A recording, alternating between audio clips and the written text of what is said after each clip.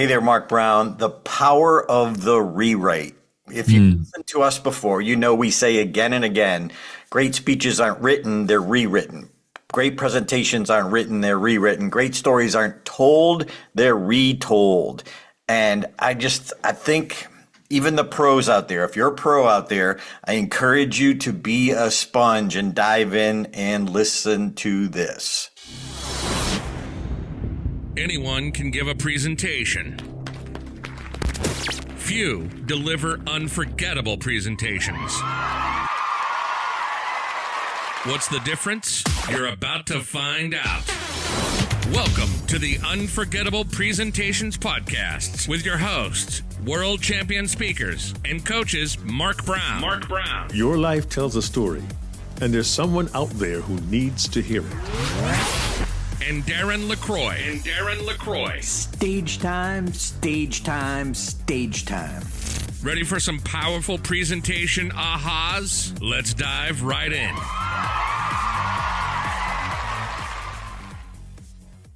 No one becomes world class. No stories become world class unless there's a rewrite. And I can't argue with that. Was that? Never done. Never. The work is never done. We're going to talk about that today, Darren, because you know what? We've had a blessing of seeing people acknowledge this power and use it really well. Let's talk about the power of the rewrite. I'm stressing because I'm thinking about what we did the last couple of days. We've had presenters who have delivered presentations recently at major events. And it's interesting, within a matter of weeks, some of these presenters are back saying, hey, I know I need to make some modifications, adjustments, and rewrites. Why is that important? I'm going to stretch again. Because very often we deliver a good talk, we hear how well it was done, we love it, we leave it. And it sits there, and we said, yes, I did it, it was great. But here is a thought for you. Have you challenged yourself to review quickly, not in 6 months or a year, but review a presentation within a week or two and say, you know what? I bet I could have done that better. I believe I could rewrite that. Who can I consult with? Who do I trust? Who is in my circle who can help me to do this effectively? And I realize many individuals don't see the need to do it because they're comfortable. It has gone very, very well. But Darren always says, great speeches aren't written, they are rewritten. So question, have you considered a recent rewrite? I'll ask it again. Have you considered a recent rewrite? Why, Darren? Oh, we want to use the examples of what Mark and I are doing every week. We're working with these CEOs. So we were brought in by YPO. And if you're listening along, we use examples of what we do and the insights we gain by coaching. Well, they just spoke about a month and a half ago in Barcelona. Well, 3 of the 4 were chosen to speak in Washington, D.C. coming up, which is coming up right away. Well, we've revisited those speeches, but here's the key is watching your own videos and finding and discovering those moments of ew. I don't know how you spell that, Mark, but ew. Probably EEW, I'm guessing. And you realize, it was like an awkward moment. And look, I get it. I don't like watching myself either. Let it go. Do you want to watch yourself again, or do you want to be world class? Which want will win? If you want it to be world class, you got to look at it again. Now, one of the insights, Mark, that I've gained is these people who we're working with, these CEOs, they're confident. They've done this before.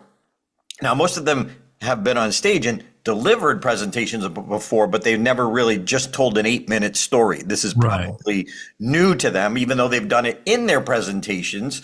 It's very different when it's just 8 minutes. And what, Mark, I had an aha where a lot of them, like you said in the last episode, they watched themselves and they realized they needed to make some changes. And they also got feedback from confidants, from trusted Right. friends that said, hey, that was a little too dramatic, or that moment was awesome, but this could have been better. And then the people who are bringing us in, the leaders, gave us some feedback on a couple of them that they needed to kind of bring back the drama a little too much. And by the way, they're very dramatic stories. Yeah, So powerful. the drama is important, but even more important is the outcome and the lesson learned. And we need to see the Harry met Sally effect. I'll have what they're having. So we need to see that there's some joy at the end. Maybe not total resolution, maybe still work in progress like we had last year, a couple of them. And that's okay. But they're a different place. They're a new person. They have a renewed confidence. They're a different place in their life. So taking those videos, which they worked as hard as they could on them, and they did great. And now, how do we make them greater? So having that video is critical if you're willing to watch it and make adjustments, because sometimes it could be as simple as silence. Sometimes one of the challenges that we had is there was a talk of, an embarrassing moment happened at this doctor's appointment. Don't let them know the embarrassing moment happened. You're telegraphing. And it was just a word.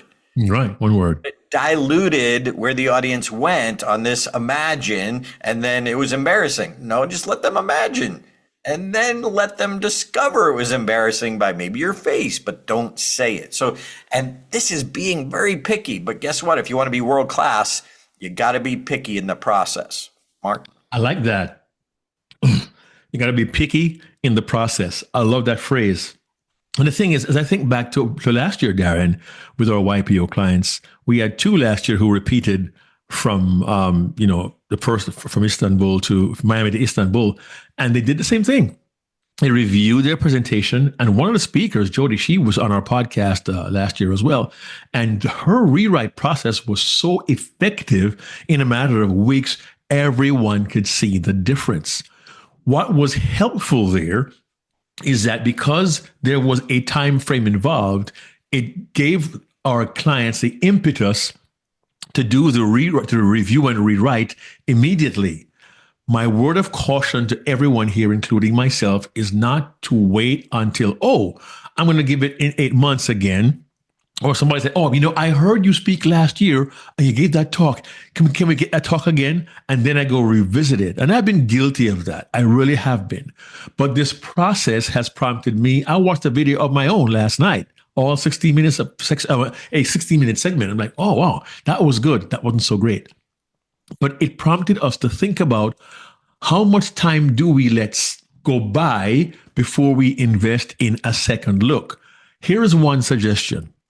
If you video record a presentation, be it professionally done at an event or maybe even in a local Toastmasters club or something like that, if you record it, we recommend you don't take too long to watch it. With the critical eye of begin with a win. Okay, that was great. That was wonderful. 5 stars. Awesome. But then look at the opportunities to make it even better. So if you record, first of all, we say record everything you can. Record it. And then give yourself some time, allocate some time in your day, a couple, 3 days later, to review it, to bask in the glories of what worked well. But ask yourself, how can I enhance that? What can I rewrite to make it tighter, more effective? Because sometimes as we watch ourselves from the audience's chair, we see something we never saw when we were delivering it. And that happens frequently. It happens to me too. I could have done this here. I missed a chance for humor that was there. Now I see it. And the beauty of what we do at Stage Time is now our members are learning about how to find and uncover humor. And they can review a video they did a month ago. And with coaching from Chris McGuire and Darren's team and Stephanie, I could have put something humorous in there, and already the rewrite begins and the entire presentation is now enhanced. It's lifted. It is better if, 1, we record, and 2, review in a short space of time. Because the longer we put it off, eventually we'll forget it was there.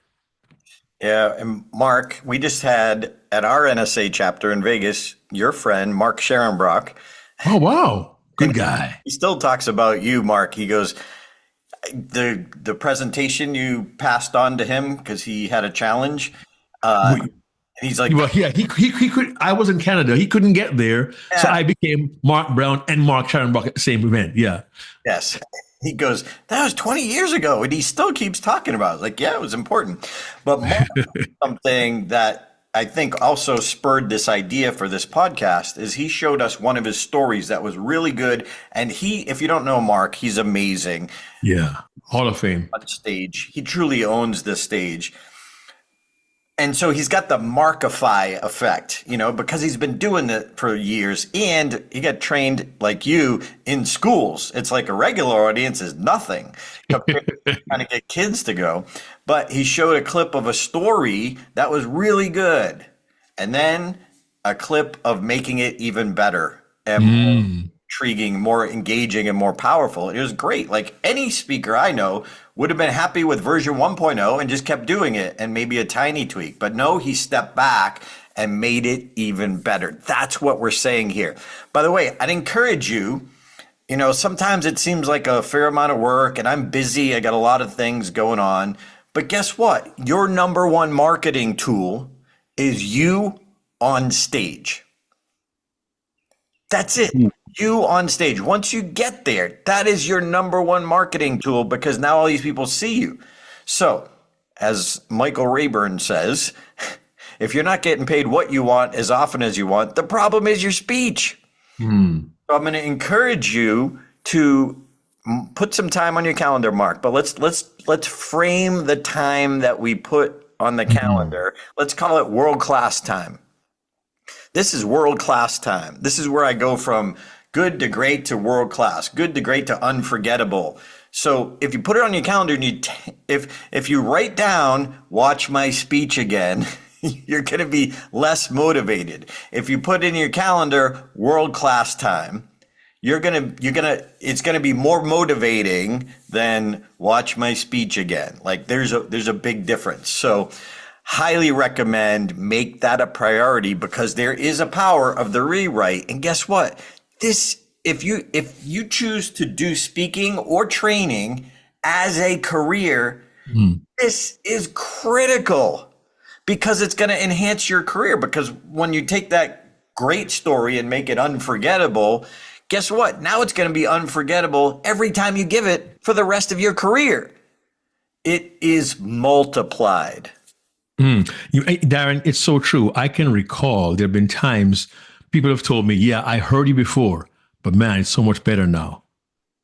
I believe any, if not every pro speaker will tell you at some point in their career, someone has told them, I heard you before. You were good then, but you're even better now. Because it behooves us to make the effort, even as seasoned professionals, to make the effort to review and ask, do I need a rewrite? Now, we're not saying you need to rewrite the whole presentation, but there's certain times there's stories within the presentation. Could I tell that differently? Could I tighten it up? Yeah. We all mentioned the Jerry Seinfeld line about how much time you invest to take a 9-word joke and make it 7 words. And there is, I can't give you the exact quote on that. Jerry Seinfeld, if you hear this, please don't get mad at me. But the principle is, if we put the effort in to enhance and rewrite to make it better, and it isn't always fewer words. It isn't always. It's simply, do I rephrase this? Do I rearrange a presentation? Do I move a paragraph up or down? Because Darren talks about how he had written a speech and he had the fall at the beginning and the fall in the middle, and then a great pithy close. Didn't really work for him because structurally it wasn't the right thing. So the rewrite doesn't involve going tighter and smaller. The rewrite also involves revisiting my structure, enhancing a particular character or story within the presentation.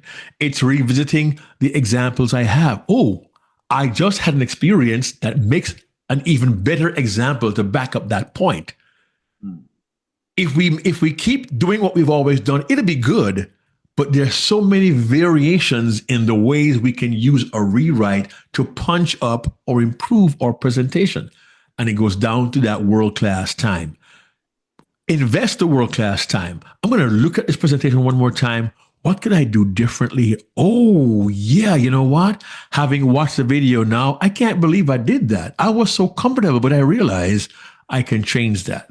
So a little quick recap. What we look for. One, we want to look for on the video, we want to look for not just our presentation, but the way we deliver it.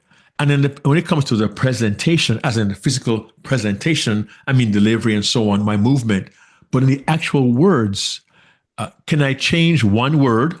Can I delete one word? Can I replace a word with action? Can I replace a narration with dialogue? Check out last week's episode. What else can I use to enhance a presentation? How does one particular character come across? Should I elevate one character and change the way characters interact? The permutations are endless, but the singular thought is this: how can I rewrite this presentation or make amendments and adjustments to it so I create a stronger presentation, give my audience a more meaningful experience, and have greater impact when it comes to my call to action and inspiring my audience to do something with the information that I have shared? That's part of the power of a rewrite. And just pick one story on your presentation to work on. And if you're not sure, just watch your video and look for the ooh spots and make them ah spots. Go from ew to ah. Yeah, choose an interaction, dialogue as well. You know, when two characters talk to each other. Yeah, we want to make it better. We want to make it stronger. We want to make it world class.